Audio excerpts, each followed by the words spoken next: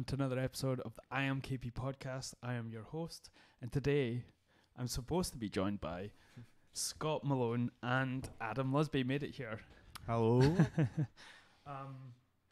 Scott is currently in traffic, so we're going to have to wait till he arrives. Always late. And he's supposedly at college, I guess. Is Supposedly. I don't think he's lying. He's at college. 30 and at college. It sounds like a TV show. That's a movie, that is. So Adam was on the last time, which was a highly popular episode of the show, actually. I think people just wanted to view me make a muppet of myself, to be honest. That's the only reason. Well, did you not say you had a good response from the prison service? Because you talked a bit about it. I thought maybe that they were taking the piss, like you'd done them in, and so I don't think I said anything too bad, but I got a message from one of the managers high up in another prison, and he was complimentary of me. Expose is what he called it. I don't think it was an expose, but why would a prison officer say an expose or not? That doesn't sound good. It doesn't sound good. No, I'm not sure why he messaged me saying that. I don't think he'd actually listened to the podcast, to be honest. But yeah, apparently a lot of people in a lot of jails have heard about this. Do you think anyone in the jail was listening? Maybe, probably. Probably. Definitely on their iPad. So what I was going to ask you something actually, and it is pretty darn important actually. Oh dear. How do you feel about the Spice Girls reunion tour and minus Victoria Beckham? We're just going straight in with the hard hitting questions, aren't you? It's not all MMA and fucking jobby talk here. This is diverse. I'm very excited for it. Obviously, we want Victoria there. We all do. But she's just too busy being a baller. She doesn't need the money, does she? It definitely tells you which ones have lost all of their money. Yep. Like by who was kind of swung round by whose choice it was to do this tour, and who is completely ignoring the phone calls. Please, Victoria. No, I'm not doing that. I'm married to David Beckham. That was a good impression. That was David Beckham, actually. Was that? He's married to himself, obviously. Yeah, well, I can't really give you too much insight on that. You just spilled your coffee. Well, you tried to pretend you never did that there, but I saw that. It's all over the place. It's alright, guys. I'll cut this out, this live podcast. It's fine. So I know it's crazy. Like, do you remember when all that stuff was around? Obviously, the Spice Girls, Girl phenomenon. I think I remember. It was not at the end when they broke up. They like put together like a support phone number to call. Like you're a victim of domestic abuse, and you had to call the number. What's that beeping? What's going on? That is someone at the door. Actually, I think maybe it might be Scott. It could be. Anyway, someone will be there to look after him. So yeah, continue about the Spice Girl. Yeah, so they put together like that phone number if you're that distraught, or maybe that was Boyzone or something. Right. But yeah, I just thought that was weird. I thought it was very strange. Yeah. But they have got some bangers, to be fair, haven't they? Spice up your life. Every boy and girl. Wannabe.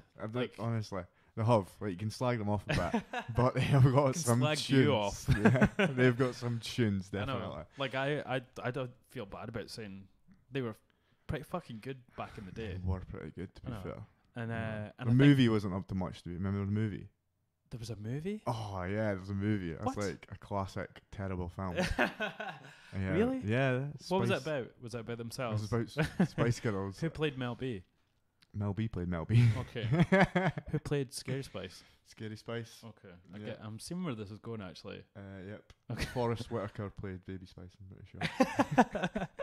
That is a strange angle that they've went with that. They just went...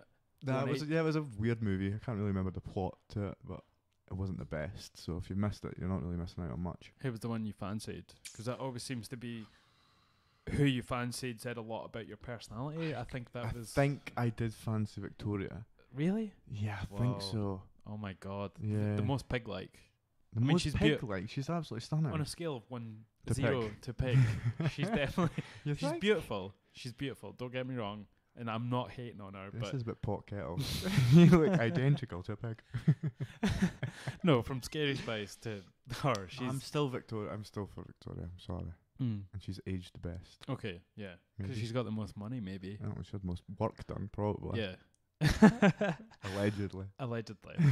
Get sued by the Spice Girls. For me, it was definitely Scary Spice. Yeah? And I kind of, it's strange, you know, being a young boy and demographically fancy and Scary Spice. Maybe I was just into things that were different at that time. But Why was it different? well, she was like, but not because she was black. That is not what I'm saying. I'm saying that because she was like Scary Spice. That was her persona. Yeah, nah, I wasn't really into Scary Spice too much, don't know why. Because she was black. Because she was black. You're not getting a call from the prison service today. No, exactly. Hopefully not. So, yeah. But there was Jerry as well. Hmm? Most people used to fancy Jerry. Nah, Halliwell. not really. I think I was just a one-woman man, to be honest. I think I was Victoria, and that's about it. Still to this day. Still to this day. Still hope for me and her yet, I think. But if I got tickets bought, I'd go. I'd pretend like I was, I've got to go to the Spice Girls, but I would be enjoying it every second of it. I wonder how many, like how much the tickets are going to be. They'll be extortionate. There's no way you come back. If you do a reunion, it's purely down to money. Like, you always hear them on the radio like, it's just because we've missed each other so much. They absolutely hate each other. I can't stand any of their songs because they've performed them over 1 million times. They're just there for the money. But, fair enough. Okay. Go for it. Well, yeah. Right. You know, well, I don't know, like, how much do you think they made and have lost? Because they were so popular at one point. I have no idea. Because they were even big in America, yeah. They were big in America and like Asia and stuff. Which is rare in the UK, because Robbie Williams from Boyzone just could not, got an $80 million contract from Sony. From Sony. Yeah, but don't say it from Boyzone. He wasn't from Boyzone, he was from Take That. Oh yeah, okay. Not that I know. Fucking hell. People be going mental. They probably already are, because we're talking about Scary Spice. Yeah, no. Yeah, he got $80 million, and this was to sort of expand his sort of international reach. Right. And he just failed. He couldn't do it. They just didn't want to know him. I don't know why. Like, because he's got some bangers as well, hasn't he? Some rotters as well. Some rotters, I suppose. But was it the Swing When You're Winning album? That was a the disaster, sort of, wasn't it? It was good. No, it wasn't. You don't like that? No, I don't like that. It's a total dad album as well. That's like something you buy your dad for Christmas, 100%. 100%. My dad bought me it for Christmas. I don't know what that says about you, to be honest, but no, it was good. It was a good album. No, do you not remember when he performed it live as well? No. Like the whole album with an orchestra. No, I surprisingly missed that. I'm gutted. But he's like phenomenal. Did you not like him? I loved him, but I'm just saying that album was it wasn't his best. Put it that way. Right. Okay. Sorry, I'm just getting updates from Scott. What's he saying? How long is he going to be? On Facebook, and he's saying he fucking hates Glasgow and Edinburgh. So what about Robbie Williams? Wow. I'll ask him just now. Yeah, he hates Glasgow and Edinburgh. What a way to sort of single out two cities that probably follow him. Yeah, it's not anymore. Anyone from Glasgow and Edinburgh, unfollow Scott. But there's a lot of traffic, to be fair to him. I know I slag him off for being late, but there's a lot of traffic. Thanks for making it. It's alright, anytime. Mm-hmm. I was told to be given a free t-shirt, which I was. Okay, boy, yeah. What are you actually wearing here? I am wearing a custom designed t-shirt from the IAMKAYPEE podcast. You just want to say that into the mic, sorry. Custom designed t-shirt and available for £10. That's a question, isn't it? No, £10, yeah. £10. So worth every penny, although I got it for free. Yeah, because you also gave me one of your... Like tents. Like a giant... I thought you were more built than what you are. I came here, you're all... Yeah, because I'm off the gear. No, you're off the gear. No, I stopped doing like Olympic lifting. So working out, essentially. No, I've just been back to grappling. You know, I want to slowly... I want to get another...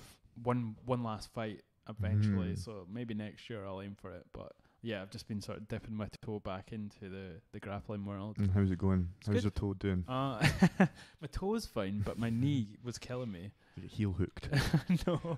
No, like someone reaped me, you know, the knee reap when I was trying to pass up the middle. Yeah. And someone just like totally knee raped me from the bottom. Well, they'd be disqualified in grappling competition. Well, I didn't show that I was in pain. No, you got a man through it. I mean, yeah, that's the key. But it's not injured, is it? You're just being a bit of a wuss. No, it's, you know, when you go back to something for the first time in a while, it's just those sort of first. Yeah. I mean, I couldn't walk for 4 days, but That's normal, right? That's normal. That's very normal. But like, generally when you're doing, after rolling with a bunch of men, you can't walk for 4 days. That's my experience anyway.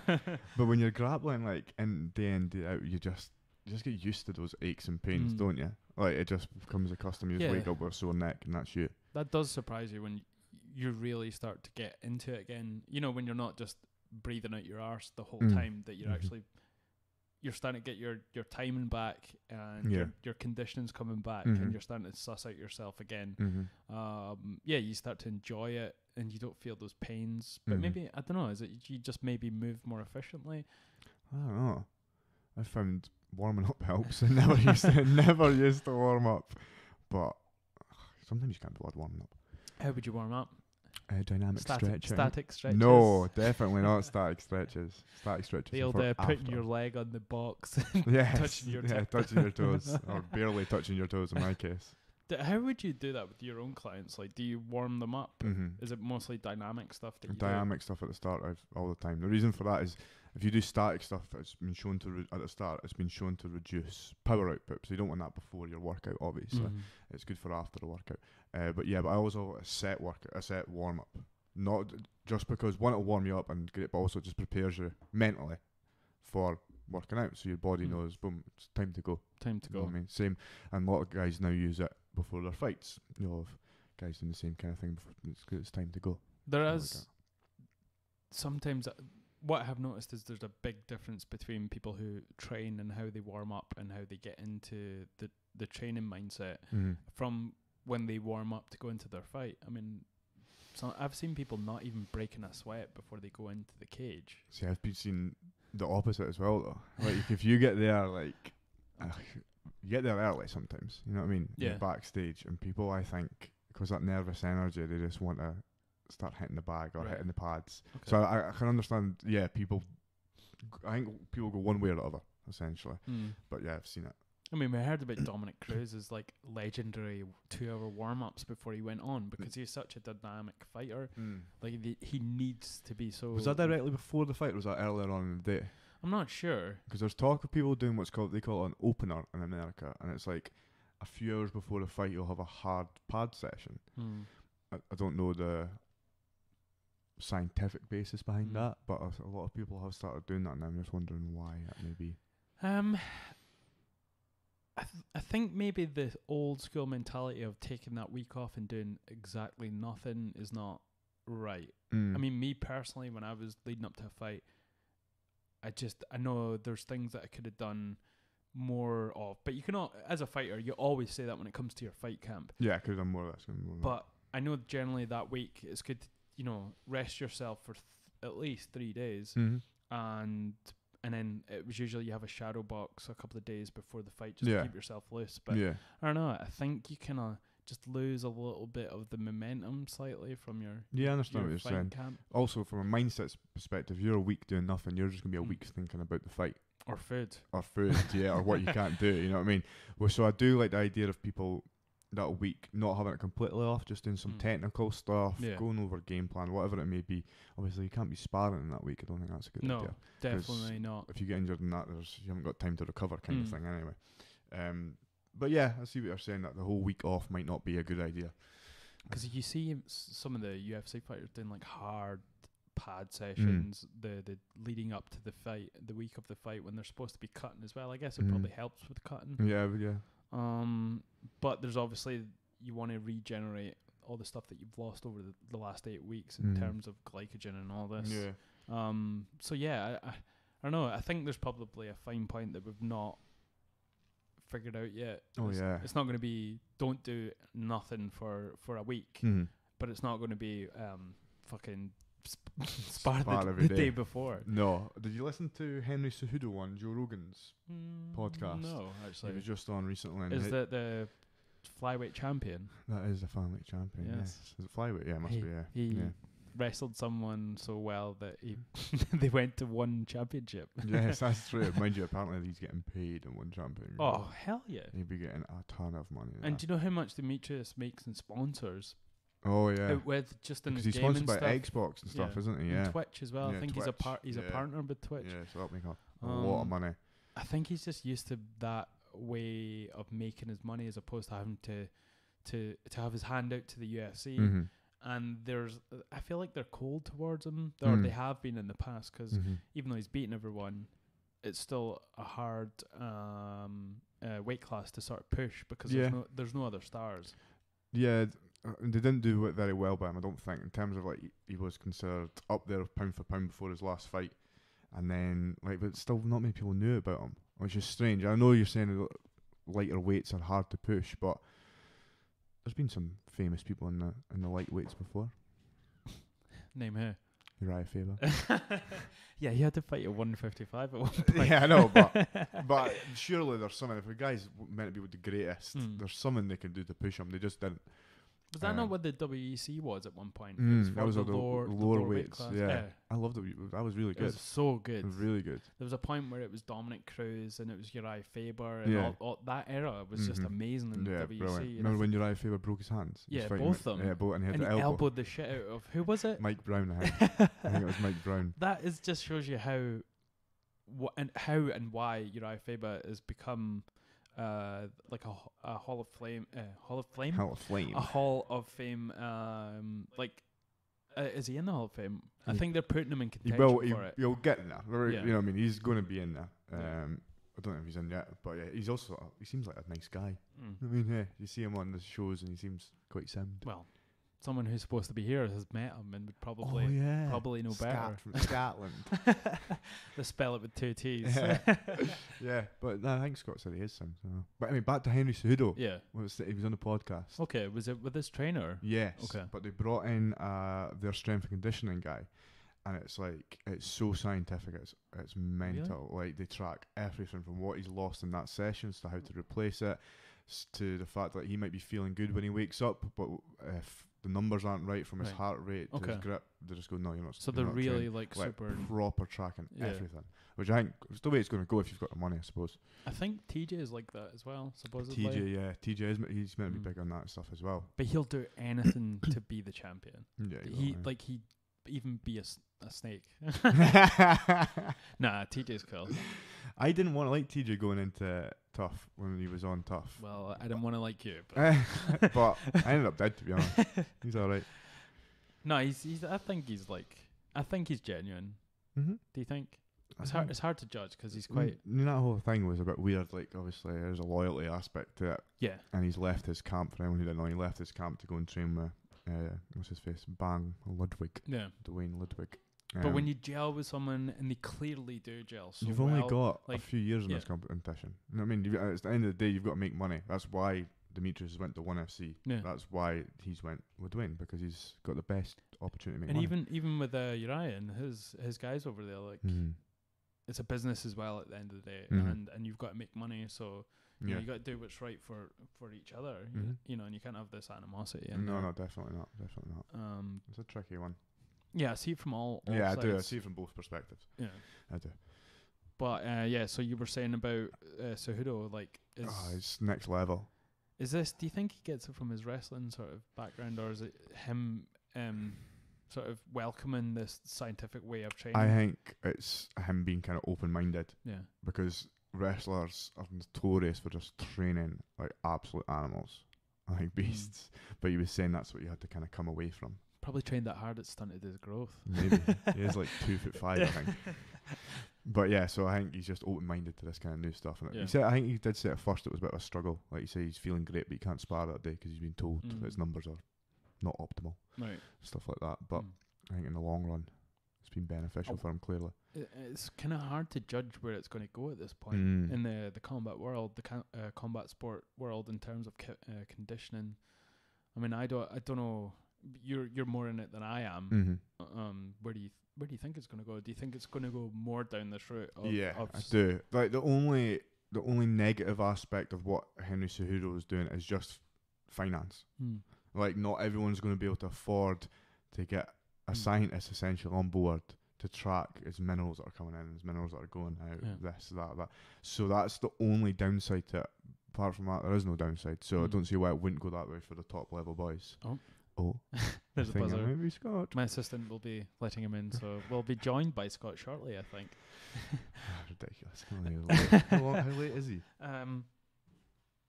He's somewhat late. He's 30 minutes, almost 30. 24 minutes. Yeah, fashionably late. Fashionably late. Scott's always late. Yeah, he is. He's always fashionable. Is he late to your sessions together? Not too bad, to be honest. Right. He isn't too bad. No, I think he's actually alright. Yeah. I think he's alright. It's just everything else he's late to. The unimportant things, Darren. So have you heard about this No Nut November thing? Oh, what a load of utter rubbish that is.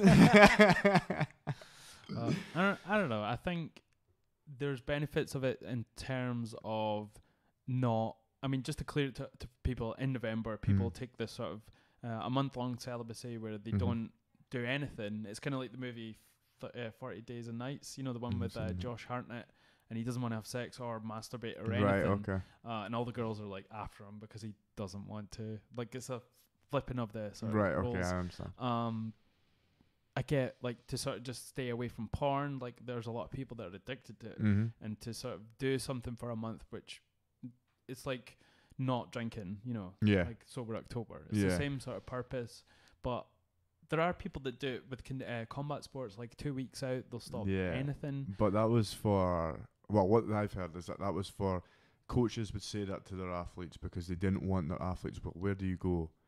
You go to the clubs. You go to the pubs to get a girl in the club. You know what I mean? So they wanted them to stay away from that. So they said, that was the reason behind it. So I don't think it's very Makes true. sense. Yeah, it does, doesn't it? Like, they should have told John Jones that. Does he? Is that what he does? No, I'm joking. All right. I was like, no way. He's on the dick pills. He's just banging. He's just banging everything. Did you see the video of him at the 2:30 press conference with him and Gustafsson? No, I never watched that. And a reporter asked John Jones after his long layoff for testing positive for something that was mixed in with his dick pills, supposedly. They asked him, what have you taken from this and what have you learned? And someone in the crowd shouts, "No more dick pills." And John Jones laughs and says, "Yeah, no more dick pills." No more dick pills. Yeah, maybe less cocaine as well would probably be a good idea. He seems like he has a bit more humility now. Have you seen him recently? I haven't seen him, but he's very good at sort of telling people what they want to hear. You always did that bit. Who's this coming in? Someone's coming in. It might be a ghost. There he is. Coffee in hand. It's the dapper gent himself. Is that a Johnny, Scott? Uh-oh. Oh dear. It's alright, calm down. We're all here for you. Start calling people out. I want him. He'll never, even after a fight, you never call anyone out. No, that's true. Hey, this alright, is a Scott. bad day. Just tuck yourself in and keep your close to the mic. Tell us about your day. No, I'll let you carry on. I'll just let myself settle. You take a minute. 2.5 hours, well, just under 2.5 hours. Was the traffic terrible, I guess? Very bad. Okay. And you hate Glasgow and Edinburgh? Yes, both. Yep. Okay, so we were talking about John Jones and We're dick talking pills. about dick pills. Yeah. As you do. Is that a bad time? Those cocaine dick pills. Yeah. No, you were saying he's more... He seems like seems he has nicer. like, he's got like a bit more sort of humility. Yeah, but he's every time he does a stupid scandal, he comes out and tries to be all nice, and then he turns into a fucking dick again. I wish he would just embrace being the bad guy. I like Jones. I don't really like Jones. That's weird. How can you like him? See, whatever anybody does outside the ring, I'm not really fussed, but as long as they're fighting. What if he punched your dog? My dog's a little shit. I fucking hate my dog, honestly. I heard that, John Jones. Open invitation to punch Scott's dog. Feel free. My dog would make papers. No, so you like his fighting, and you don't like him as a person. So we don't really know him as a person, but from what we've heard from outside the ring, it doesn't seem like he's the best boy in the world. It's nothing that I've not seen before. We'll see. I'm struggling to understand what you mean by that. I don't want to know. So everyone on the comments are saying about fucking time. Yeah, yeah. I know. Glasgow. Was I not good enough for you? Right? No, we were having a great I absolutely conversation. hate Glasgow. I've had enough. I've been there for 3 weeks, and I'm what's this done. you've been doing? Have you been on a course? College for 3 weeks doing a scaffolding course, and man, I've had arguments with old guys today. Well, old scaffolders? No, basically a dinner lady. Dinner man? No, a dinner lady. He's an old bitch, man. Fucking old guy. There's no healthy food. Obviously, I'm on no weight cut, but I'm trying to watch what I'm eating. Mm-hmm. Trying. Good man. Yesterday they had pizza and chips. No, pizza and potato wedges, or a burger and chips. That's your healthy options. Right. That's good. Right. So I was like, right, okay, I'll get a salad. But nothing. That was it. I asked for a baked potato. There's no baked potatoes. You've got to order them in. I was like, how am I supposed to know what's coming in? Today they had lasagna and a battered chicken burger and chips. And that was it. Everything's with chips. I've never seen you complain about chips before. Oh, but I'm trying to lose weight. So You look gorgeous. I says, is there no healthy food in here? And the guy took it right to offence. He's like, we're all part of the healthy living association or whatever. I says, so you're telling me that? He's like, oh, this food's healthy. I pointed to a mince pie, right, which is just full of fat. I was like, you're telling me that's healthy? He's like, well, maybe not that. I says, what, so lasagna's healthy? He's like, well, you explain to me what healthy is. He's like, it's not cooked in any salt. Well, salt is actually pretty good for you. I was like, fucking hell, man. That is crazy. And then it says, could I just get some salad, please? And there's no salad. So I had to get like a fucking burrito. A veggie option, a fucking stupid. Ugh. That's what happens, man. You're bean 3 weeks. And what was it? A bean and fucking sweet potato burrito or something. You know, you pissed That's off the one luckily person that handles with your food as well. Like they're going to be pissing, That's spitting, right. you know, Luckily, rubbing I've out only their got old 2 days of doobies. this shit left, and tomorrow I will not be going there. And Friday, I'll leave at 12 o'clock, so don't get dinner. So I feel like you just hate the school system in general. I really do. See, like, genuinely, right? I've been writing loads today and like trying to read questions and trying to remember other shit for the test and that. And honestly, I hate writing. I realised why I left school when I was 15. It's so fucking stressful. Like, genuinely. The last time you probably wrote was like signing your contract. I do that actually on my phone. I was like, surely there's got to be a thing for like people that can't write that could type it up or something. Okay. And they're like, no, you've got to write it. Is there not? No.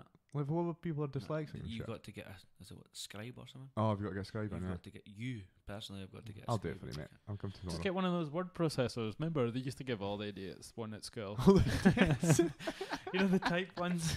That's not that I can't write. I hate it. I just really get like it's like I get some sort of anxiety writing. It's weird. Scott, I'm not saying you're an idiot. I mean, the idiots. So, like good day all in all. So you got battered by dinner ladies. What we're trying to say. Do you know what you should have said in the middle of this Glaswegian college was that you're a fighter and that you need a healthy food because I did actually say this. Did you say, do you know who I am? Says people have actually got to lose weight. I'm not saying this just to be a dick. I was like, I've literally got to lose weight. He's like, well, if you're not happy, there's a Morrison's up the road. If you're not happy, eat somewhere else. I says, well, where am I supposed to eat? And I says, I'm from Dundee. I'm staying in the Normandy Hotel, which have no fridges or nothing in my room. So I can't literally buy food until that day or there and then. And he's like, there's a Morrison's up the road. How the fuck am I supposed to know if there's a Morrison's up the road? Anyway, rant over. Wow. So to better things in life that happened to you. So Scott, recently you came off an amazing win. Thank you. Which you must have been proud of at Cagewarriors. 3 rounds and then the final minute, was it, that you ended up... First minute of the 3rd round. Okay, yeah, so just demolished the guy and picked him off for the whole 3 rounds. I mean, it was, to me, when I was watching it on my phone, it was just a matter of when. And it felt eventually like you were starting to trust your hands in the fight. Like, you just saw yourself like, oh, this is actually landing. And then you took the guy out. See, when at the start, I knocked him down at the end of the 2nd round, and that was when it came. Like, I was like, "Fuck, actually, maybe you have some power in this." And I was like, "Fucking just went for it." I knew he was hurt. Obviously, I think another 10 seconds of that round, he would have been finished. Right. But went back out, and I was pretty much fucked. You know what I mean? I'm not gonna say a lie. I was fucked. And, which is Scottish for tired. Very Very tired. Sorry, I'm going to swear a lot today. No, that's fine. But yeah, but when I knocked him down in the 2nd round, it gave us like a real boost. You know what I mean? After that happened, I felt like, right, I actually feel So we sort in of the third round. gagging to go back out after that minute. I was like, I could sort of smell blood, if you know what I mean. I've never actually knocked anybody down in any of my fights. I've never really been in any stand-ups in my fights, to be honest. It was just so crazy to see like an actual. You could just see it because I know you and I've seen most of your fights, and just like your striking's like came on amazingly, and like you are a really good striker, but it was just like a switch happened in that fight, and you just start to trust in your hands, like in that second round. I think a lot as well. See, when I spar, I don't know what it is. It's something about not being able to hit full force. Yeah. It's like you sort of half throw your punches sometimes, like your kicks and stuff. When you're throwing kicks. So you're saying that translates into an actual fight when you're sparring light? No, I think because I'm in the fight, I could feel I could let it go more rather than trying to hold it back and hold it back just that wee bit. You know what I mean? It's like you're trying to throw someone at when you're sparring like 80% rather than 100%. You know what I mean? That's what I felt, and I felt like I could really dig it in. Yeah. When you're actually catching the target, you planted in that third round, like it just. I just like that at the end of the second when you knocked him down, and then you walked and you turned around like, did I just fucking knock him down? I know, because you're coming from a judo background, and your fights in the past have all sort of been you taking guys down and delving some punishment. So I think everyone was shocked when they saw you. I mean, it's not that you can't just It was like, what did that just happen? It was brilliant. I was going crazy when I was watching it on my phone because I was just like, this guy was supposed to be like an awesome striker as well, and I just didn't see any of that in the fight. I think he was just so scared of that takedown because I think the takedowns in the first round like set that up a lot. Yeah, I think he seen I was maybe getting a bit sort of tired at the end of the second round. Yeah, and he maybe thought I was going for a takedown again, whatever. His hand started to come down every time, like I was twitching. So that's when I started to throw some hands. I got hands. And that shot at the fucking start, where you shot in from the other side of the fucking auditorium, wherever it was. The auditorium, and not the cage. No, in the actual fucking in the entrance door. You shot in from like 60 feet away. That was amazing. Yeah, that was nice. And I think that kind of. Showed the rest of the fight what it was going to be like. You know, this guy was just scared of that shot again, and he didn't even look like he set it up. Like he just shot so fast and so hard. Like the guy was shocked because you're safe at a certain range, and then that guy thought that as well, and then you took him out the game. That's the one. So what was the plan leading up to this fight? The plan was always really. I know he had straight shots coming forwards. We drilled a lot of.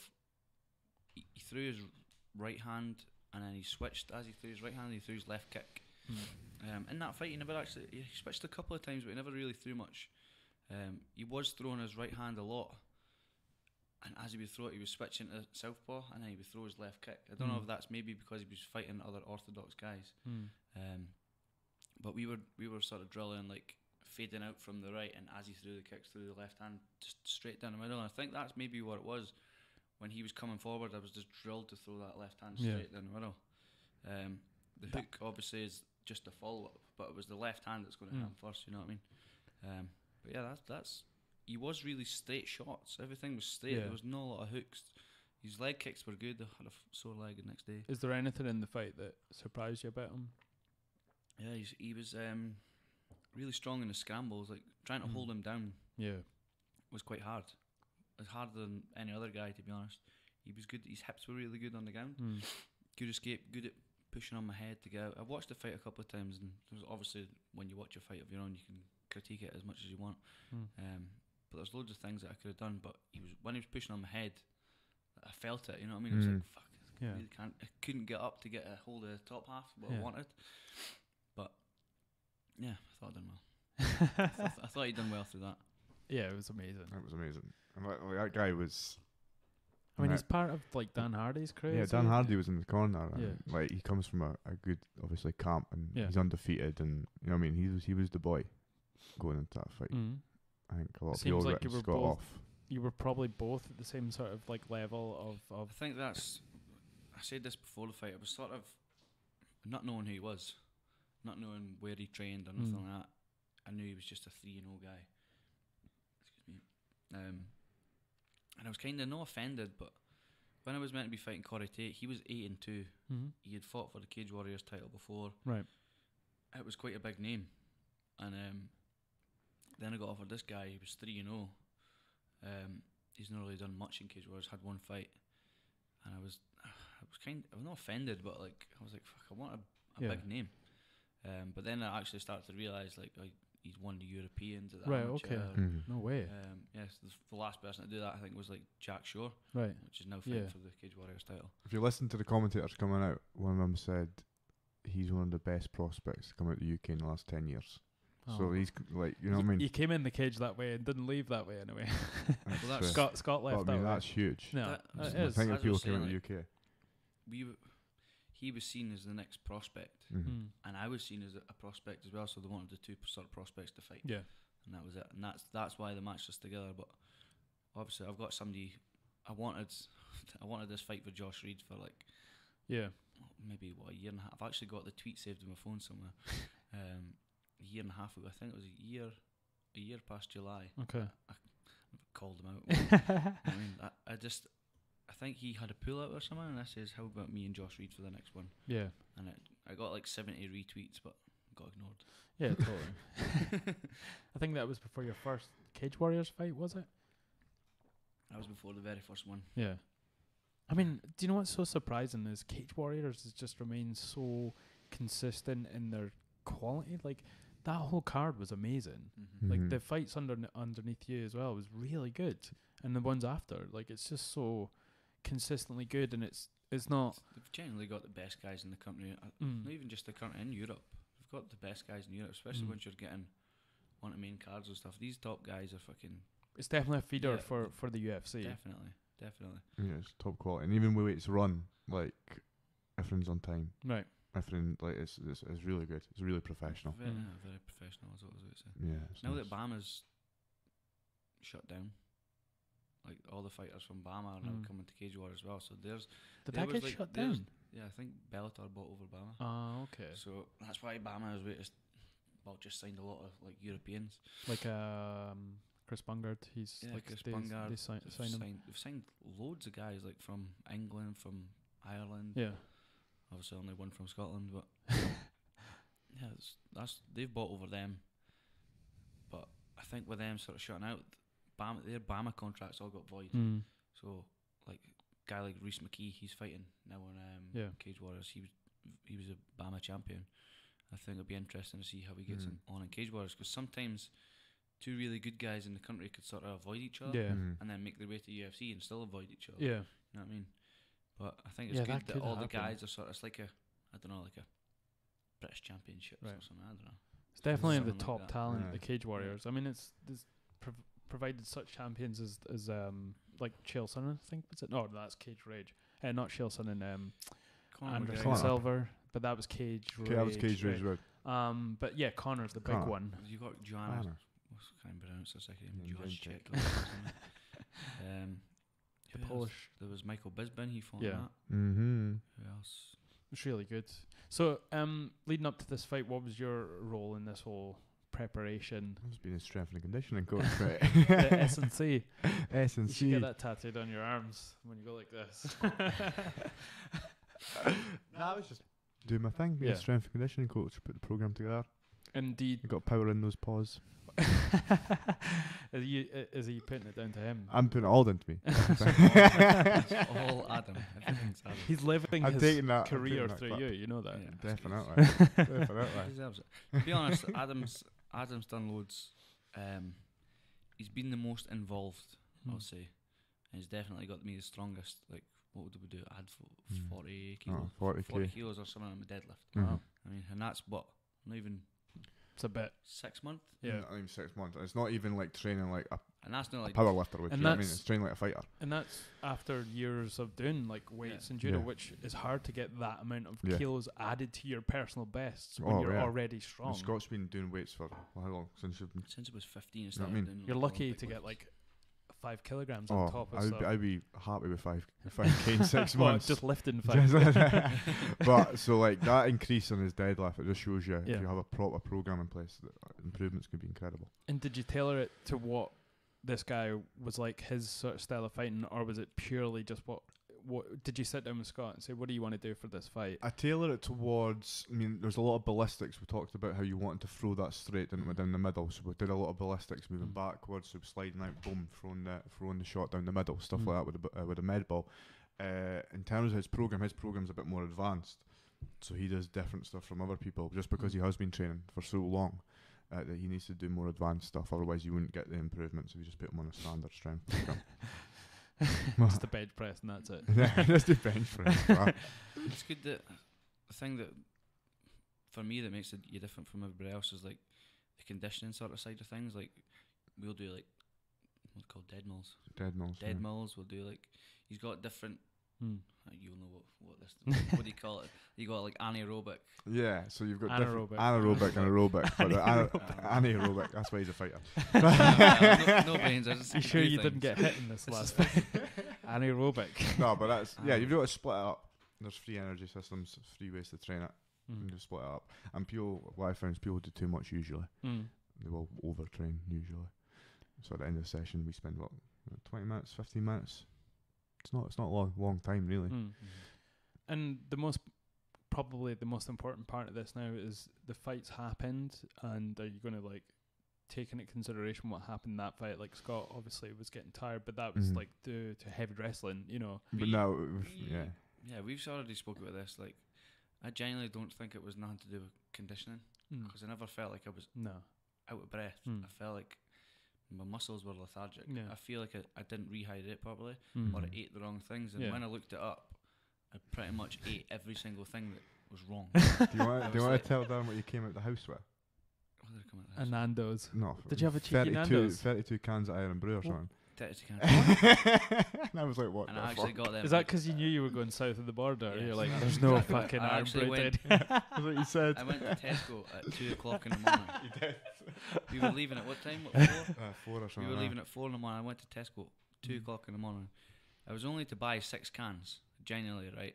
And the 6 How do you cans go for like 6 cans and come out with what? Because 6 cans was like this 20. No, it was 24. Oh, sorry. Did you find the original recipe or something? So and you're like, yeah, no. So the 6 cans were like, say what, £2, right? Then they had like a deal on for like 24, where it was like an extra 50p. I was like, fuck it, I'll just get these, because I knew I was going with a bunch of guys. So I was like, I'll just get the cans for them as well. A few cans for the guys. So, but anyway, as I was reading about like rehydration and all that, basically says not to have caffeine, not to have fiber, not something else, no fats, and not so much of protein. And I basically just like, did a bunch of all of it. Eating loads of dates, snorting espresso and stuff like that. I think one of the big issues I've seen from when people weigh in is then they go and have like a fucking Toby Cavalry, you know, and it's that's the hard thing. I genuinely never had a Nando's this time. No, but you had Valerie Patisserie or something. But you could do it without like the chips and the bread. So it's just the chicken. But I think we ate quite close to there as well. Yeah. Like, how was it? I think by the time the food came, it was quite late because the food took ages. So you just dealing with your diet by yourself? Is that what you're doing? I used to have a guy that done it, but we've not really connected over the past I think it was over the last fight. Nothing was said back and forward, so I just continued to do it myself. Yeah. I mean, it's a big part. It's something that you're big learning curve, I think. Definitely. And now I've read that thing, I'll sort of stick to what I already knew, but I don't know why I just decided to change things up. I thought this would be better. I mean, the best thing I've heard is just to continue eating what you've ate all training camp.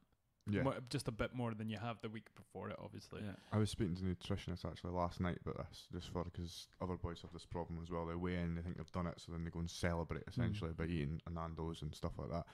And he was saying you just need to up your carbs, but don't make it heavy carbs. So just like your rice cakes and stuff like that to refuel. But if you imagine eating clean for 10, 12 weeks and then piling your body full of shite because you're celebrating, you're going to feel fucking lethargic. Yep.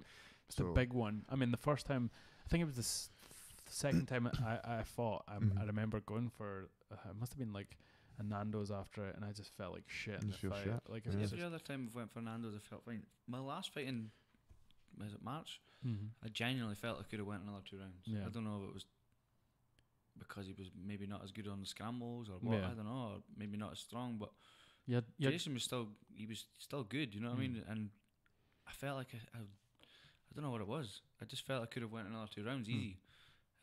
But that time I felt like just my whole body was just like just wanted to. I think I was maybe where I started planting my feet. Can move. You were like, fuck this. I mean, I think I heard you saying in an interview afterwards, like you were kind of glad that you did hit him because you were pretty tired at that point, and you were like, if he doesn't finish now. Yeah, there's before when I was hitting him for the actual stoppage, it was like hitting him, and then the referee was like taking not a while, but it feels like forever. Yeah. You know what I mean? You're like, fucking hell, many times do we need to hit this guy before the referee's going to stop it? And I was like, it does keep on going, then am I going to burn myself out? Yeah. And that's what I really obviously didn't want. But there's some slick stuff he did against the cage as well, like taking his back. I think it was out with the. Yeah. He had the rear naked sunken as well. That was nice, but the cage really saved him a little bit. Very great control against the cage. That was brilliant. Yeah. There's a few things that I think I've improved on. You know what I mean? A few things. That wee back take I learned over in Team Alpha Male. It's a good one. Yeah, we were talking about this actually. On the you're phone. listening? Uriah Faber, good guy, bad guy. Great guy. There you go. Uriah Hall. Never actually met him. He was over at Team Alpha Male though. Right. Yeah. He was over Do you there. know for Team Alpha? Yeah. Was he just like kicking? Just kicking it's midgets in the yeah, face. just spinning back kicking them and I that. think It's a bully. I wonder why he was there. There's a few big guys over there. Is there? Right. Yeah, but imagine being the one heavyweight that fights for Alpha. there's There's more than one heavyweight over there. It's just there's a lot of wee guys. Yeah. Just like a lot of wee guys. It might help you as well to sort of fight someone who's very quick. Train against people who are quicker. Maybe. Technically, I suppose it have to be. Yeah, That's what they always say about wee guys. Technically, they've got to be brilliant. And then spar heavy with heavyweights. Or just spar the wee guys and knock them out. Sneeing midgets in the face. They're not midgets, obviously. So yeah, you've got your next opponent lined up. It's someone that's pretty much another top prospect. Yeah, he had what fight of the year? I think it was 2017 maybe. And has he fought in Cage Warriors? He has fought. What is he? He's like 7-2 or 8-2 now. And he was 7-0 when I called him out. I think he won another one, and then he fought Nathaniel Woods for the belt. And I think he should have won that fight. I think it was a late stop. Like he let it run on, like the referee let it run on for more than he let him run on. If that makes sense. Okay. Yeah, he got stopped early. He got stopped early, but he didn't stop the other guy. Because he rocked the boy first. Because he was like, if you watch the fight back, he knocked Nathaniel like against the cage. Nathaniel was stumbling about everywhere, and it was like it possibly could have been stopped. Yeah. But then, like he never got knocked down. He just got sort of stumbled against the cage, and he got hit. I think it was the knee, but maybe that sealed it. Yeah. A knee, and then he got like maybe 1 or 2 punches, and the referee just stepped in straight away. And I think he could have let it run because of what just happened prior to that. But I've not seen any of his fights. Is he like what kind of style of a fighter is he? Or he's a striker. He's actually, I wouldn't say he's a striker. He's actually, I think he's a purple belt at BJJ as well. But most of his stoppages have come from. Most of his stoppages have came from. He's quite heavy-handed. He's heavy-handed. He looks like a big bantamweight. He looks strong. Yeah. I don't know exactly how good his jiu-jitsu is. His wrestling looks decent. I'm not going to give too much away. I've got his coach on. So how did you guys celebrate after winning on the fight? We went out. We had a. Did you go out in England? Where was it? Birmingham. Did we go for a burrito? Was it a burrito or it was some kind of some sort of Chinese wrap Thai wrap or something? We went out and got that. Sounds very confused. I was very suspicious. It was weird. It was like a Dr. Noodle sort of thing. Good though, to be fair. It was really good. Because by the time we got out, it was late. The time we got out, it was like quite late. It was maybe 2 or something. Aye, something like that. Because it took like half an hour to get back just to the hotel, and then after the fight and stuff, we were obviously waiting on Ross after he'd been in a war. Yeah, because he must have went to the hospital. And then out it was like 2 o'clock. Right. We got something to eat. And the time that was when I was like maybe 2:30. Right. We walked up to a nightclub. I went in. Had about 6 drinks, maybe 7. It's quite a lot, Scott. Especially after 2 months of not drinking. Especially when you had it in about 10 minutes. And then we just went up the road, and that was it. Back up driving at like 8 in the morning. That was a nightmare. Yeah. Absolute nightmare. Sitting in Kieran's car, that was very uncomfortable. Was there a bunch of people from Dundee that came down for this fight? There was, because it's quite far. There was a few people. There was a wee cousin and his girlfriend. My uncle came. My dad came. There was a few boys from the club and that came. There was a decent. Yeah. Well, I think I sold 10 tickets or something. Okay. Which is all pretty good for not some. bad for Yeah. being It's alright for all the way down there. And it would have been worth it to there's see people- it in person. There's more people going to this fight anyway, Yeah. and there's more people asking me for cage side tickets, Okay. which is. I know a few people that are going. I might be along to this one actually. Yeah? Yeah. I need to tell you about the cage side tickets actually. Oh, okay. You need to buy them yourself. You can't go through me, but you could use the code. So anybody buying tickets, you use S Malone as the code. What does the S stand for? Stupid. So you were at the side of the cage while all this was going on. Like, I mean, I Go remember on, Scott. I remember seeing you, Sloaney, your Croneman, and Kieran at the side of the cage. Just like, I think Kieran was like almost in like shock, not, just because it was happening in front of him. It was because it happened like right where Yeah. we were at, so we were shouting to the ref, "Stop it! Stop it!" It was good, but like, Yeah, what were you shouting? Like, could you hear them shouting at you at that point? Every time, like recently, and what maybe in my last 3 fights, I've been able to hear Sloaney like super clear. Yeah. But see, like fights before that, amateur fights especially, it was just like chaos. But Sloaney runs it well. Like he Yeah. runs the corner really well. Right. He says to me and Kieran before him, "We've all got a plan. We've got one thing to do." He's the only one speaking. If we want to say anything, we go through. So Sloaney. there's only one voice. Mm. Yeah. So he runs it well. Like Yeah. he runs it really good. Yeah, tight ship. Tight ship. Did he go out with you guys? I can't imagine Sloaney going out. He went straight to bed. He is 65 or something. He looks older. Sorry, Sloaney, you're a legend. he like his instructions are really clear, Yeah. and I've been able to hear them. I don't know what it is. Maybe it's because the cage is so big and there's obviously an atmosphere, but there's a wee bit of a gap. Yeah. If you're fighting in like Grangemouth, you know what I mean? You've got people on the cage. Someone's dad's like on the cage. Yeah. Come on, fucking. And there's a bit of a gap between the crowd. Yeah, Yeah. there's like I was able to hear him really clearly, and I It think might- that's good. It might be down to you becoming more comfortable fighting I as think well, that's like maybe as that well. Like you're settling into yourself and you're Yeah. hearing, and instead of just like being in fight or I'm feeling flight. a lot more like calm when I go in there, rather than like. Yeah, it's great. Like panicking, you know what I when mean? you see a fighter get to that, I mean that's probably going to help you no end with your Yeah. with that at the last fight. I mean one of the examples I use for that is Chris Bungard.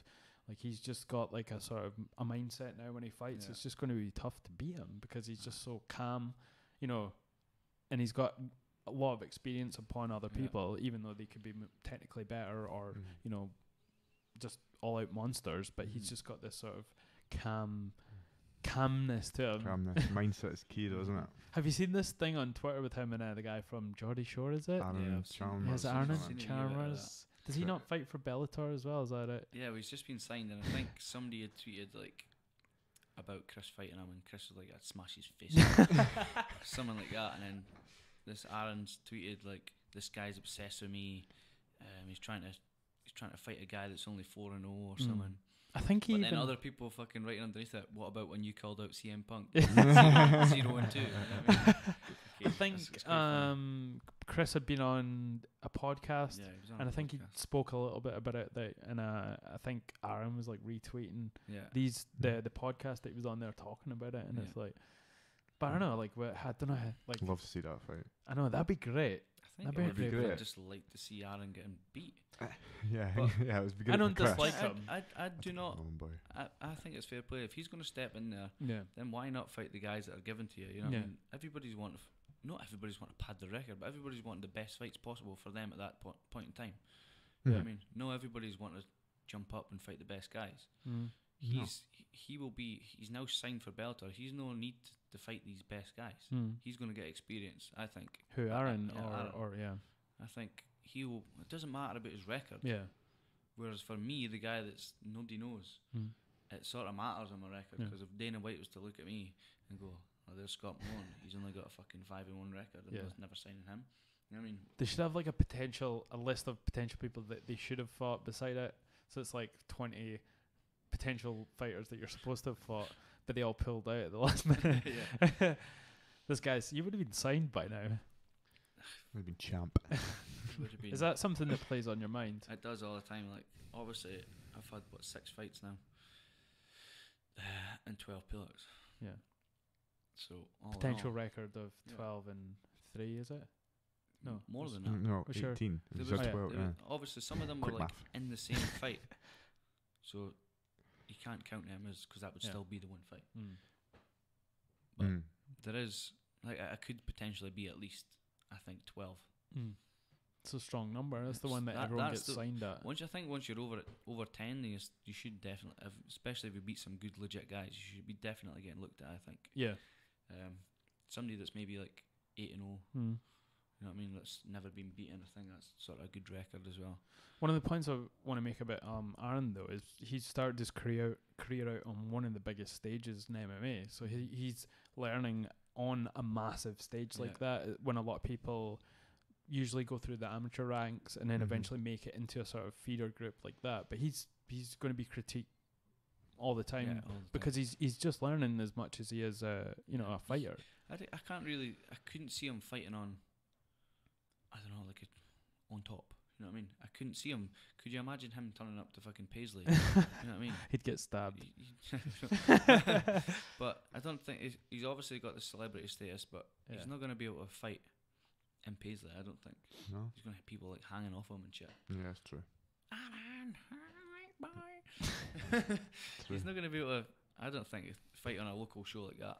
I think he sort of had to fight on one of these bigger shows. That's true, because his fame, before that, Geordie Shore. You can't blame the boy. I mean, he's been offered Bellator, and you wouldn't turn it down and say, "Nah, I'm actually going to fight in Paisley instead of in Bellator." And he probably was able to get that, be able to negotiate that off the back of being in Geordie Shore. So it's a good thing and a bad thing for him, obviously. But people are going to tune in to see him fight regardless. Yeah, definitely. And I think that was quite prevalent in his last fight, when everyone was just watching people, and it's going to bring a lot of people, like, in the same way. I'm not going to connotate it the way Conor was big and brought a lot of people to MMA because of how famous he was, but he's got a level of fame out with MMA that's going to bring a general sort of viewership to the fight. Like Kimbo Slice. Remember Kimbo Slice? But everyone knew who Kimbo Slice was just because of YouTube. Everybody. You didn't know what MMA was, and then he starts. Those days were amazing. Oh, the Kimbo Slice just days.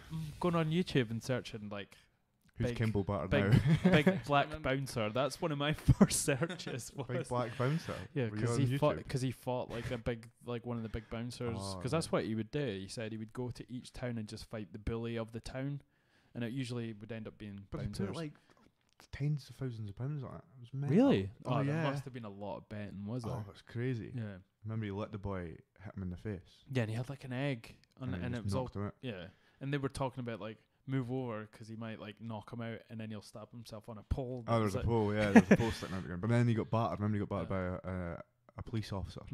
But because he was MMA. He did the MMA. He was MMA. He was MMA. Oh wow.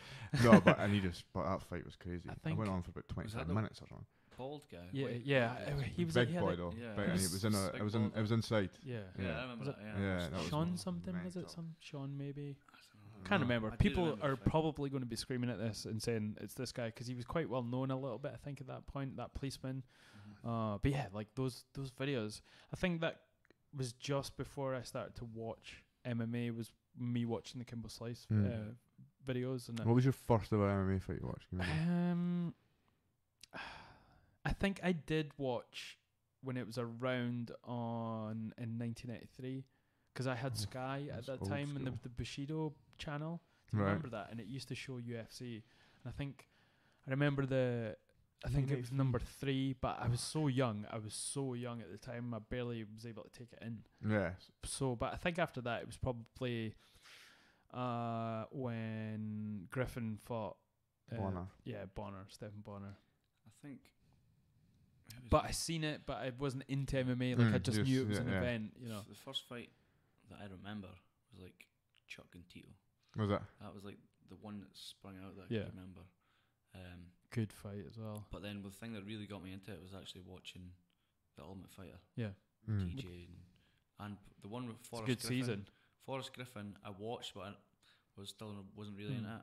But then when I watched the one with TJ, what was that, season 3 or something? Who was that?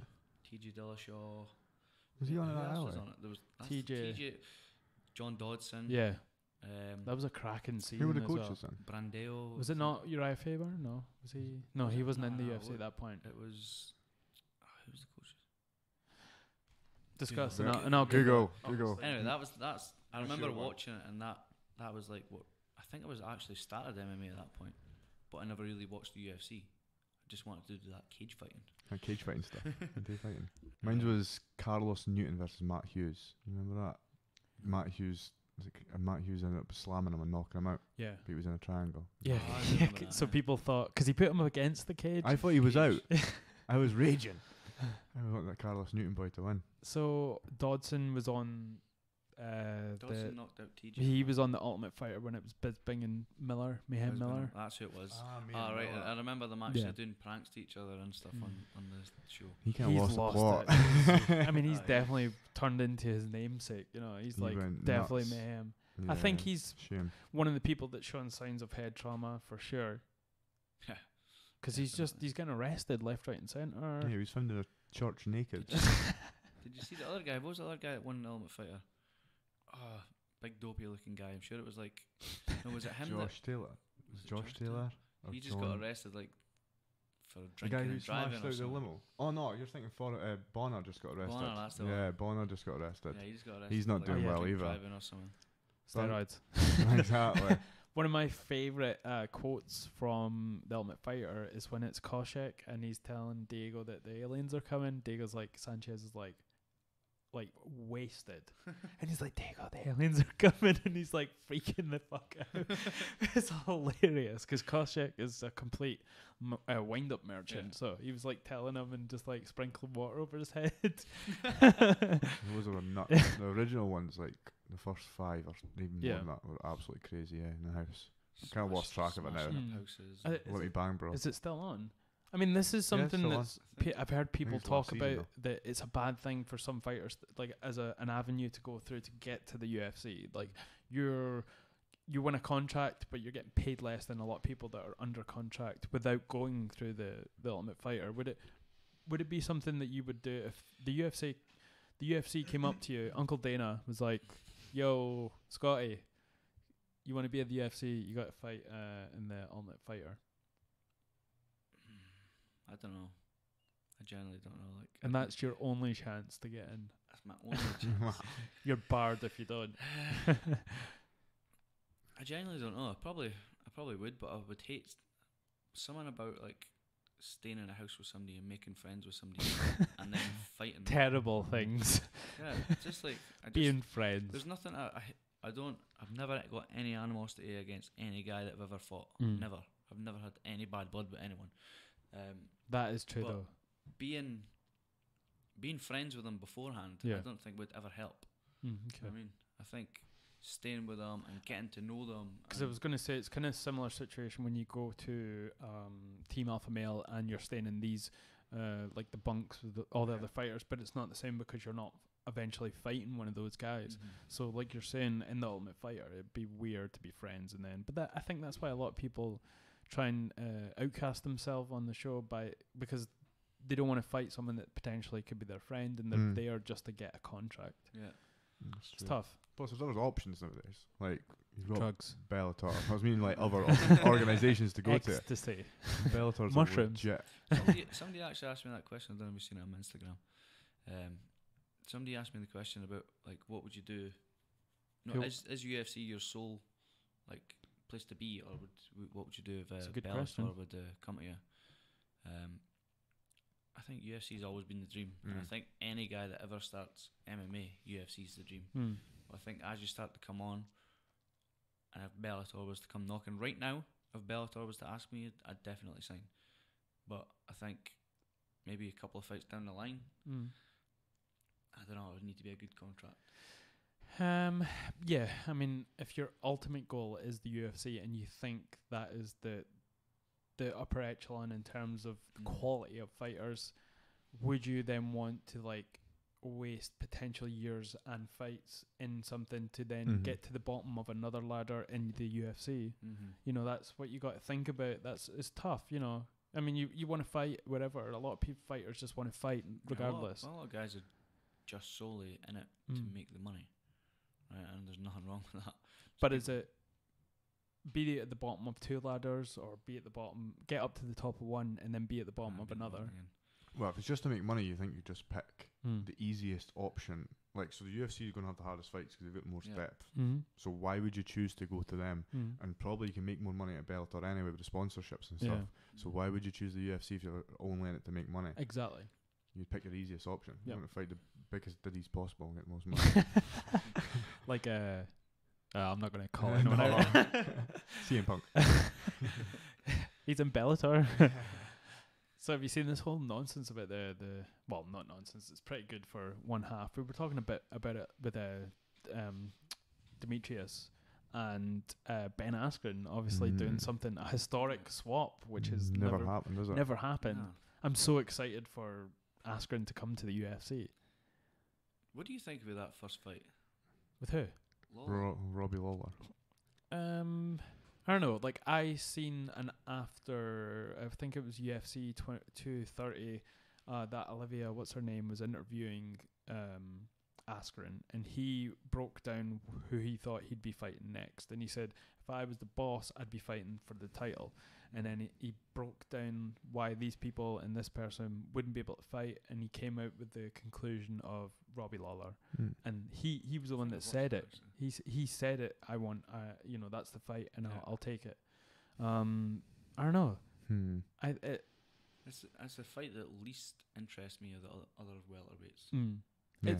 It's one of these ones where Dana gives someone like a flailing MMA fighter, Robbie Lawler. You know, he's not in his best anymore. No. Former champion, has lost a few, but had some great fights. And you pit him against someone that's, you know, got so much behind them. It's just a win-win for Dana. I think he gets rid of Lawler, maybe. You know, yeah, you would think that. I was just thinking, but then why would you put him against someone who has got legit one-punch knockout power? Well, then he's trying to get rid of Askren, you know, and he doesn't have that that headache. Yeah, but that's a big swap if you're wanting to get rid of your boy. If you want to get bringing him in, but imagine this though: Askren dominates Robbie Lawler. That just confirms how much of a badass he is, and we're all sort of on the hype train for that. So that means Dana White was right in having him in the swap in the first place. And if he doesn't, and he gets beat effortlessly, then it'll start to show that it's maybe not for him, and maybe he's old. You know, he's at an age where he shouldn't be fighting anymore. How old is he? Because he is 30 something, I think. Is he? He doesn't take shots. Shots of what? Shots to the head. He's a young guy in fight terms. Ben Askren. He's got a haggard face though. Like he's he's brilliant. I didn't realise how funny he was. He's hilarious. Have you seen him calling out all these people on like, Twitter? On Dana White, I'm still blocked. You've still blocked me. And him and Darren Till going at it. So he is 34 years old. And lighter weight. Not taking a shot. Has had a hard wrestling career, but is like a phenom when it comes to it. So has he really been tested in all of his fights? Not really. I think one of them I've seen him sort of struggle. Wasn't it? There was one where he struggled to take this guy down for the first round and a half. The guy just had amazing reflexes and just sprawled every time. I think it was Jay Haron. Yeah. Yeah. So we'll see. I mean, I don't know. When's it happening? Has it got a date yet? I think they did put a date on it. I think it's 2/3/2, so it's January. No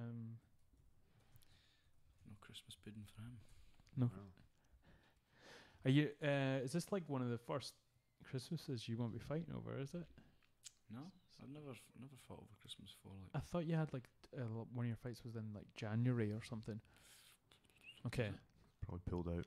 I'm just just filler. You know, I'm just making filler. When did I fight? It was March. Should have fought the guy in March. Fought a guy in February before. That was like straight after. In fact, it was March, and I remember like straight after New Year, I was like, right, training time. You know what I mean? Like time to probably get down. Mm-hmm. Good thing about Scott is he trains all the time. Yeah. As soon as that fight happened, Adam when we're going back at it. So yeah, like how much in terms of Yahoo time did you have after? Just like a night or two? Literally the next day. Monday. Sorry, I've been playing too Monday much I Red Dead rested up. Redemption. I had one rest on a Monday, but that was genuinely because my leg was sore. Mm. And then I was right. What were we doing? Were we back on Tuesday? Was it? I think so. Was that what you were in Glasgow, though, weren't you? You were at college, so we had to do it like Yeah, that's what it remotely. was. I was back training on Tuesday in Scottish Hit Squad. Yeah, so That's cool. no time at all. Yeah, you've been training with the guys down there. How is it? Good. It's really good. I was actually through in I was say Paisley. It's not Paisley. It's Johnston. Yeah. With Stephen Houston. I was through his guys yesterday. Just for it was Muay Thai. Mm. Just some like 16-year-old lighting me up.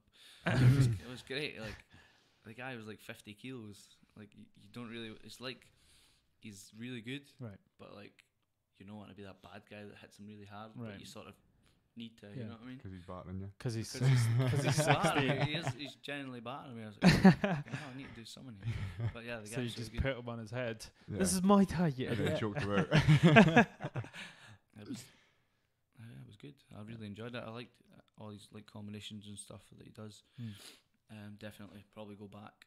Definitely, cool. probably. How do you tend to relax after your fights? Cakes. What is it with you and cake? I love cake, man. Just Banana cake. loaf, is it? Cakes in What's general, your all kinds. vice? What's my advice? Yeah. Stop being a fat bastard. Stop eating cakes. You got advice? Or vice. What's I your thought you vice? said what's my advice for Scott? My vice from everything and anything. But Vodka? then I'm alright. I'm not a professional fighter. No, but just in general. Just heroin. We're only smoking it. Play video games. Because I've been in fight camp, pretty much every day this year. Yeah. I mean, I've not really had any time to rest, and I do feel bad for my wife. Yeah. She just needs to put up with me not being there all the time, and the kids as well, obviously. And it is hard, but it's my son's birthday the weekend. Well, the Tuesday or Wednesday after my fight. Okay. So that'll be family time from there, right up until like the next fight, which would probably be, I'm hoping, February. Yeah. Or March, whatever. I'm happy to get in there as quick as possible after. Is it not your son's birthday? It was on the first one. It was my son's birthday. Now this one's going to be that's my other son's birthday. It was funny, like seeing you sort of talk on the microphone, and we spoke a little bit, more about this on the last episode with Scott. But like, it seems like you're getting more comfortable. I do feel a bit more comfortable speaking on things like this. Like usually, touching my face. Like, fuck. It just came out. I'm talking about Like even the last one, I genuinely didn't have a clue what I was saying. I don't know what it was. It was just like adrenaline was just pumping through me, and I was speaking. And I came out of the cage. Like, what the fuck did I just say, man? And it was like, he said, "Oh, you were all right." And then I watched it back. I was like, "Oh, cringe, man." Yeah, we played it in the car and just started ripping them. I've got hands. I've got kicks. So that 6-hour drive home was just him getting powered. You're gonna have that in a t-shirt. I've got Wisey. Wisey He's making a t-shirt. I've got hands. I've got kicks. I've got hands. I've got kicks. I'm not just a grappler. It's like things like you that. should wear that when you're at college and like. Yeah. Maybe see if anyone. Stupid, like, it was better than the last one. The last one was like, I'd just like to say, "Happy birthday, son." And that was it. I got really emotional after the first one. Was that Cardiff? Yeah. It was in Newport. Okay. Which was right next to Cardiff. So people probably didn't understand anybody from around there, so you're probably all right. But I think after the last one, I wanted to speak a wee bit more. I had plans that I was going to call people out and shit, but plans never work. But you had like 40 minutes of interviews afterwards, eh? Really? Yeah, I went It was a long time, I eh? went from basically like a mic to this mic Yeah. to this mic. Just different guys want to interview me. It was weird. I never had that in the last one either. It must feel like, I mean, how do you feel about it? Because you're obviously tired after winning a fight, but you've won obviously as well. So do you feel, I don't know, is it part of the business, as they say? It was part of the business. I think by the third one, I was sort of getting asked the same questions anyway, so I felt a wee bit more comfortable. And it was just like maybe on the first one, I maybe forgot someone, a sponsor or something. By the second one, I mentioned that sponsor. By the third one, I mentioned another sponsor that I forgot. Just things like that. It's like you feel a wee bit more comfortable when you're speaking. You know? Yeah. That's like a side that you don't have to really do because you're, behind the camera a lot of the time. So no one really hears you. You're kind of like the silent witness. Nah, he did well this time. Yeah. Although we rip him. And it's a great sort of thing for your business as well. Someone who's in Cagewarriors doing as well as they are. Oh, that's unbelievable. And it must do well for you. Oh yeah, it's great. It's great for me. Not that you do it for that, obviously. And that's the sole reason I do it. As soon as Scott loses. No, but it's great for me. It's just great to see that the stuff we implement actually works and translate. And Scott's been so successful at it. And he's brilliant. And obviously, more wins will be coming, so it'll be even better. So have you got like a plan for? I mean, are you going to have a certain amount of fights and hope something happens, or are you just focusing on now? Might be unreachable, maybe not. But there's UFC London in March. I'd like to be on there if Dana White's listening. Which he does every week. Yeah, because he's was on your Instagram asking if you'd want to photo. go to the UFC. Yeah, but that would be a goal, but if I never got on the UFC card in London, I wouldn't cry about it. Yeah. You know what I mean, there's still plenty of fights in Cagewarriors. How would that work with like a contract?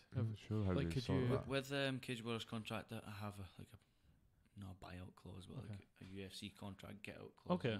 No, that's good. And that was that's amazing that they do that. That was the thing that I really wanted to say to them before I signed anything. Like my manager said that, like, because 5 fights that's potentially maybe a year and a half, especially when guys are pulling out.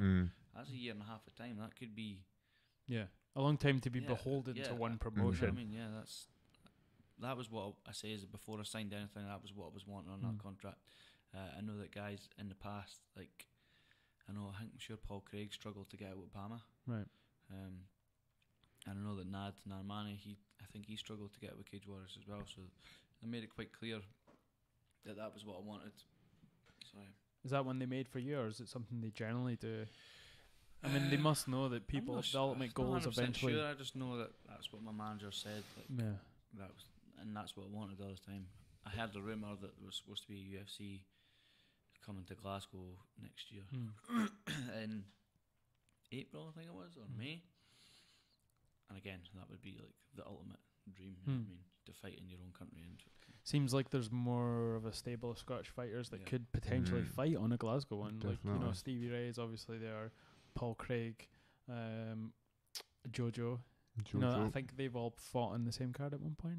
I think it was even just before Paul Craig got into the UFC. It was your friend. They fought in Glasgow. It was your friend that got on. What's his name? The judo guy. Rob Whiteford. Yeah. He was the one that fought in that card, Yeah. and it was before Paul Craig was in the UFC, I think. That was the first one. Yeah. That was a good card. That was good. Potentially you, Paul Houston. He's like Ross Houston. Sorry, Paul. But yeah, Ross is champion now, so what fight that was. Great fight. Oh. That was just amazing That to was watch. Did you get a unbelievable, chance that to watch it after? I watched it. I watched it there, but then I watched it after. It was good. I think I possibly think he could be fighting in London. Like, that'd be good. He's been calling for it. I've seen him on a I've seen Facebook of all like places, but but I think he deserves it. To be honest, he's maybe he's not going to fight another time this year. No, after coming out a fight like that. Yeah. No, I don't think anyway. He might. And I think his hardest matchup was the person that he fought. You know, who else is there really at that weight? There is a few welterweights in there, to be honest. There's that Lahore. I don't know if that's how you pronounce his name. But there's Dalby as well. He was signed for UFC. There's a few guys that are now in that weight that could all give him a run for his money, I think, which would be a good fight. I think maybe defend it once and then get signed, I don't know. But do you want to take another fight so close to March? Yeah. You know what I mean? Yeah. Unless he's going to train right over Christmas, maybe fight in January and then fight again in March. But I think if it was me, I'd probably wait it out. Yeah. After coming off a fight like that, I mean, That was a hard fight. it was a hard fight, good fight. That's the done most well. I've ever seen anyone get wobbled and not get stopped. I know. That was unbelievable. It just goes to show his heart and mindset. I know. Yeah. It's just crazy. Yeah, he want like if you're in I that don't think fight, at the any title point- fight as well, like you're just in there to win. But he won all the rounds. Yeah. Apart from being wobbled, I don't think he was really in like much danger. He didn't get any clean shots landed on him after that. You know what I mean? Yeah. You got the one, and it was like, woo. It was a And good then one. he kept moving. He kept moving. He kept moving. So I don't think it He was was at any brilliant. point ready to be stopped. Yeah. But when you were in the crowd, it was like fucking tense as fuck. It was like Really bad. You're like, come on. Are you not in the same weight class as Paddy? What's his name? Pimblett? No, he's lightweight. He's Okay. like 2 weight categories above me. I was going to say like that potentially would have been a great fight. We're going to stir the pot here and say that Scott was he's fighting saying on all the, sorts. on the show. Yeah, I've Yeah. seen that. Good Yeah, for him. Just that, to be honest, That's to be on stacked. that card is Yeah. It's the biggest card ever. is a pleasure. Like, it's a brilliant card. It's unbelievable. I think it's probably just by the names. Hmm.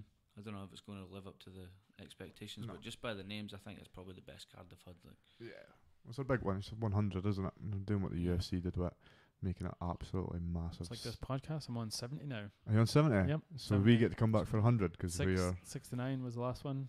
yeah. I skipped that one, like they do with buildings. Oh, like when they don't 13. do You don't do- number 13. yeah, don't do I 13. skipped 69, so I That's don't. good. See, I was going to ask Scott, if you're not fighting in March, will you train like you're fighting in March? Essentially, if you will Yes. train like you're away, get a call up Yes. to the UFC. Yes. Good man. 100%. Yeah. I'll be training right from Mm. March. Fucking hell. From January the 1st right up until March. Yeah, just And it, quality's happening all, or prelight's think- happening all the time, as Mm. you know. Yeah. I think I'll probably.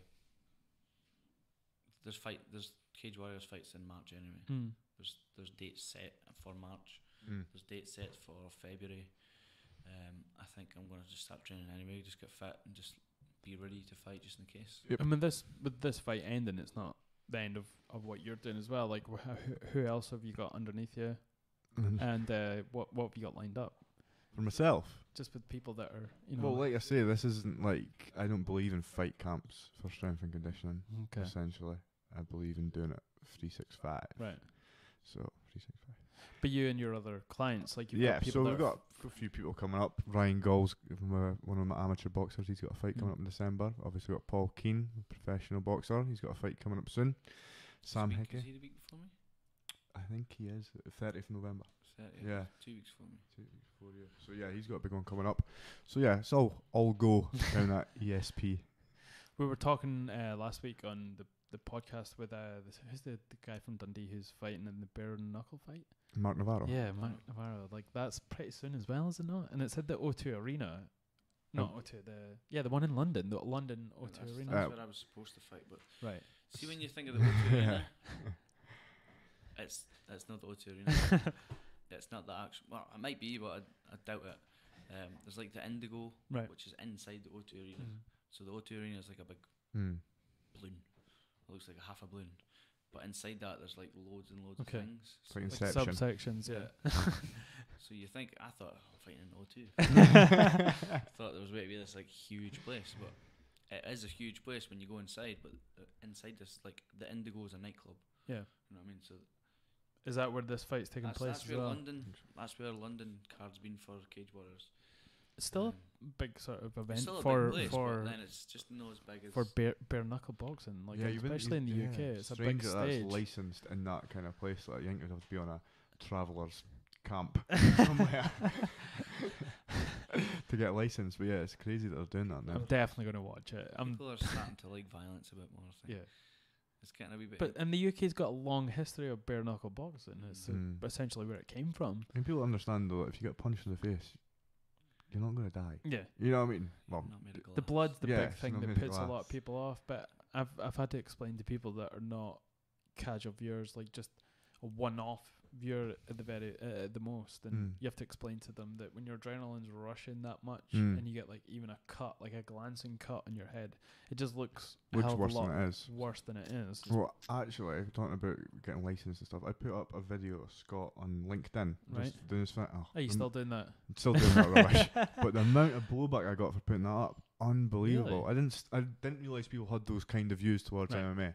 But because it's a different kind of demographic and space, it was loads of people commenting, why is this up here? This is human cockfighting. This isn't a sport and stuff. I was like, this is nuts. I couldn't believe it. It kind of blew up a bit.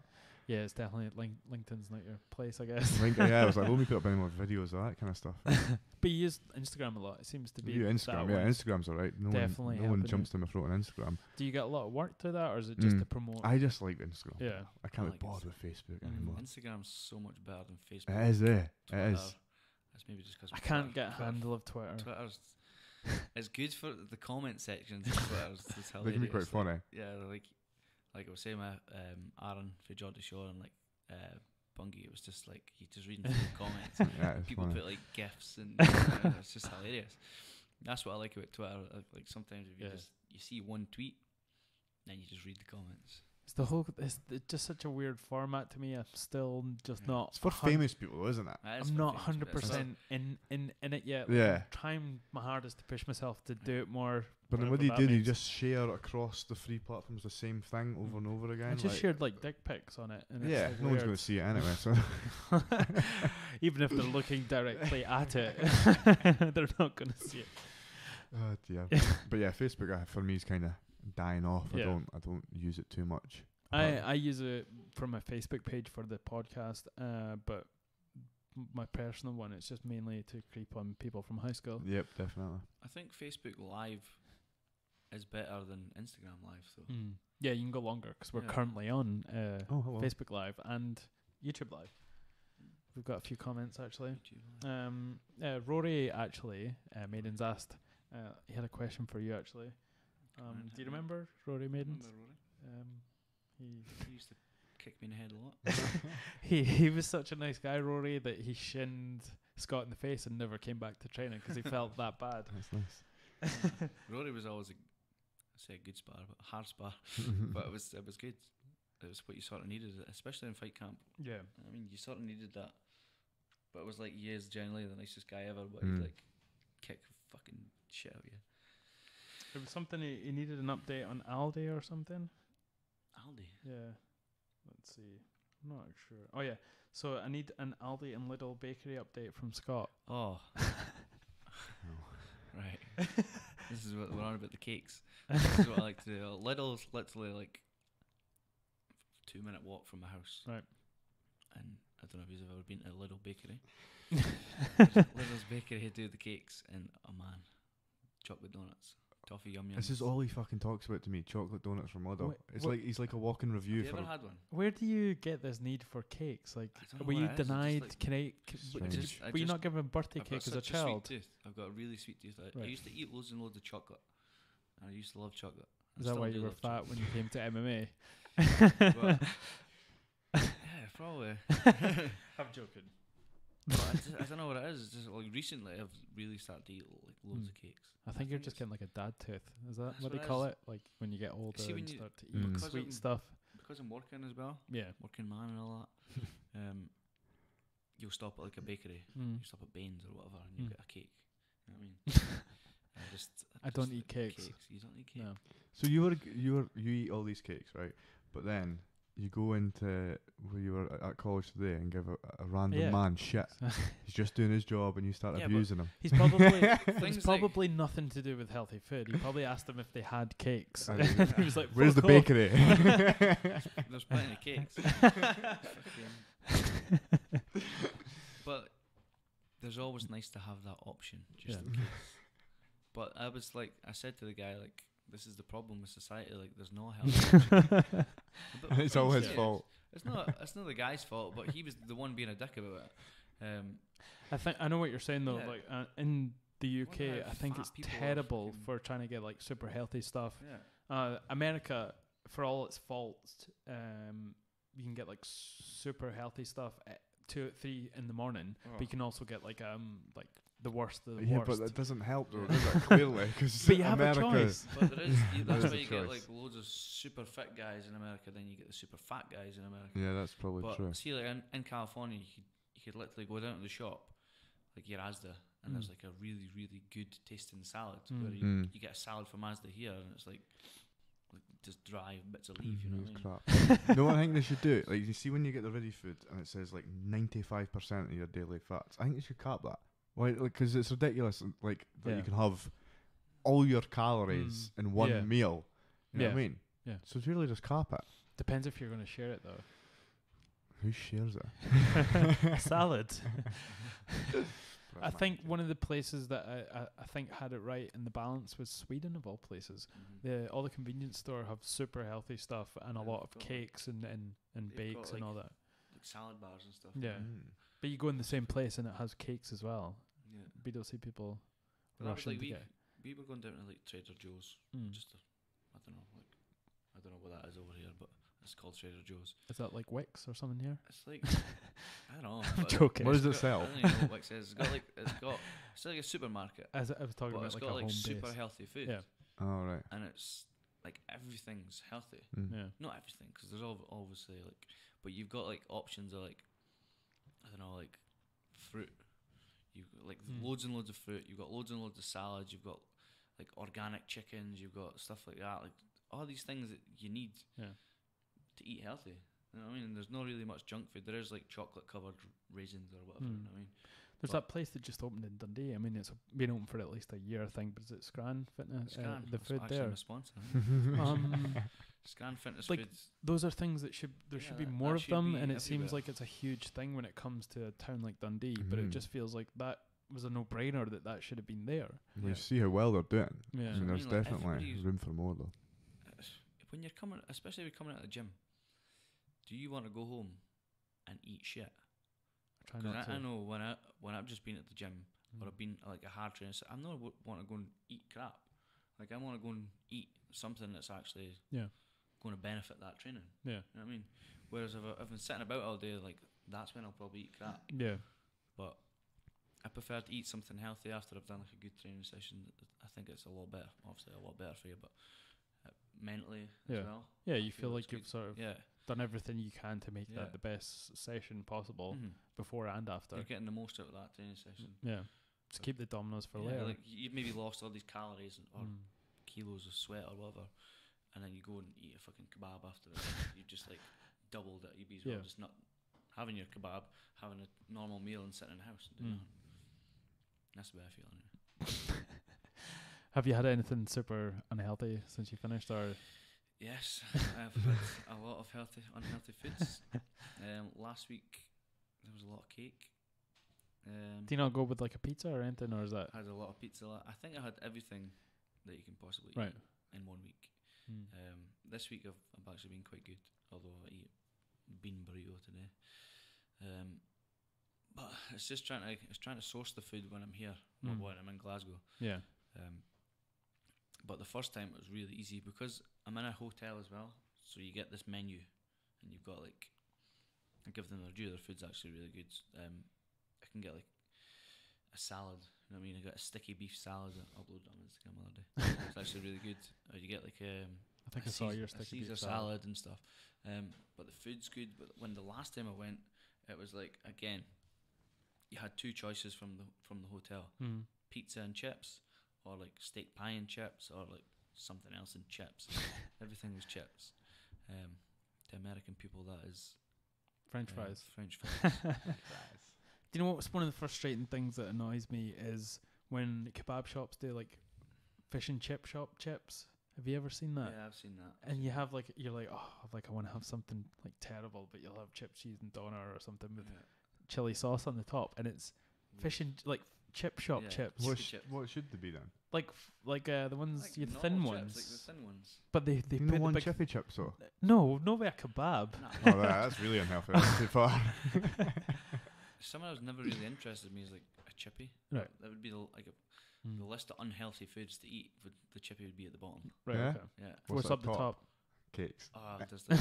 Little. No, a couscous pizza anybody's ever been to Couscous Dundee. Have you ever Okay. been? Oh right, I thought you meant couscous on a pizza. I was Not- like, not that's a actual strange couscous. choice. You've been Couscous hanging Dundee, out with your a wife shop. too much.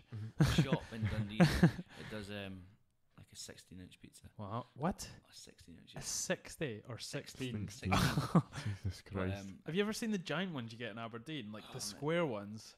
I want to Like get they're one of the them. size of a, like No. a 60-inch telly. Sorry, continue, Scott. But yeah, so you get a 16-inch pizza, but that would usually be the go-to.